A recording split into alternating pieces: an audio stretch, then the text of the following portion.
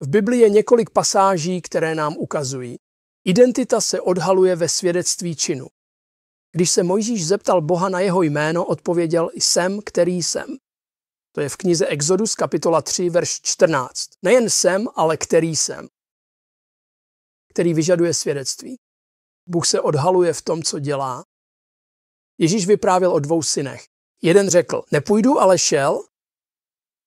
Druhý řekl: půjdu, ale nešel. Který splnil vůli otce. Ten, kdo jednal, to je v Matoušovi, kapitola 21, verše 28 až 31.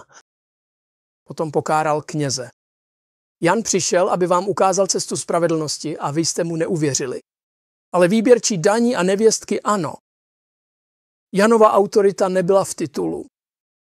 Byla to spravedlivá činnost, skrze spravedlivou činnost, dosvědčená pokáním.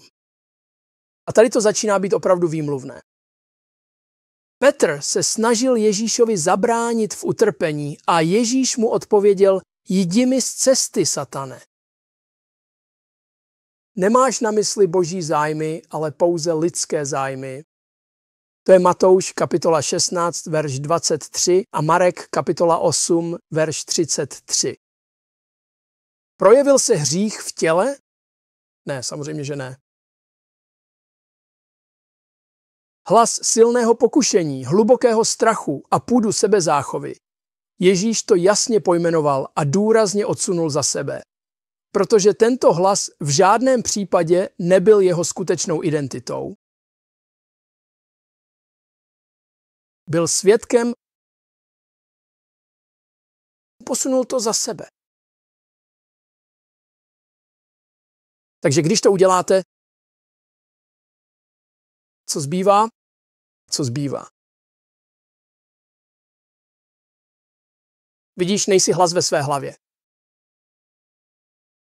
Identita je to, co děláte v souladu s boží vůlí na zemi, stejně jako v nebi. A to je od Matouše, kapitola 6, verš 10.